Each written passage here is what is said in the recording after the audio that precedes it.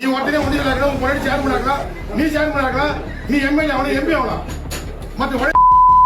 ஜாதிக்குள்ள அடிமை வேலை செய்யணும் உங்களுக்கு காம்புல நீங்க பொருள் மிட்டாய் பிளஸ் வந்தீங்களா நீ எம்எல்ஏ ஆகலாம் நீ ஏன் மந்திரி ஆகலாம் நீங்க இருந்த மொத்த சமுதாயம் அடிமையா இருக்கலாம் இது ஒரு நோக்கம் நீ ஒருத்தனே ஒன்றியல இருக்க உன் பொண்ணு சேர்மன் ஆகலாம் நீ சேர்மன் ஆகலாம் நீ எம்எல்ஏ ஆகலாம் எம்பி ஆகலாம் மத்த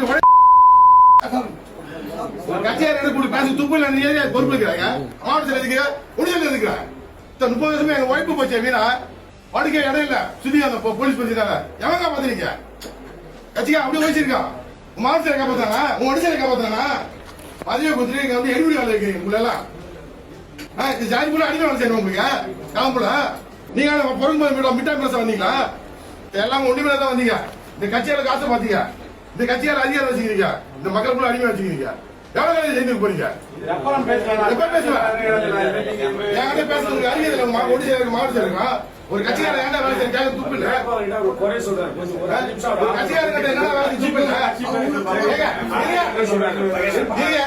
ஒரு எம்எல்ஏ பேச முடியுங்க ஒரு சிஎம் பண்ணி வாங்கி கொடுக்க முடியும் உங்களால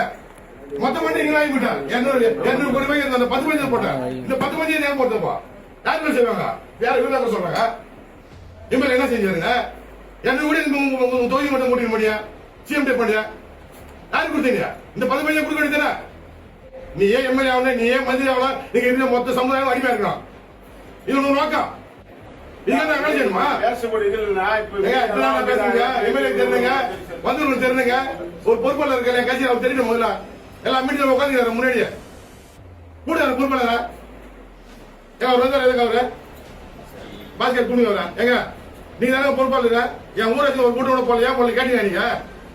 இல்ல தலைமை சொல்லிங்க நீங்க எவ்வளவு காலம் அடிமை செய்ய முடியும் என் அப்பா அம்மா என் பாட்டை மாட்டேன் ஊர் மக்கள் அடிமையா இருக்கணுமா எல்லா ஊராட்சி அடிமை வச்சுக்கிறேன் ஒரு மனுஷன் பதிவு குத்து நீ வந்து பொறுமை உள்ளடிக்கிறீங்க தலைமை போட்டு வர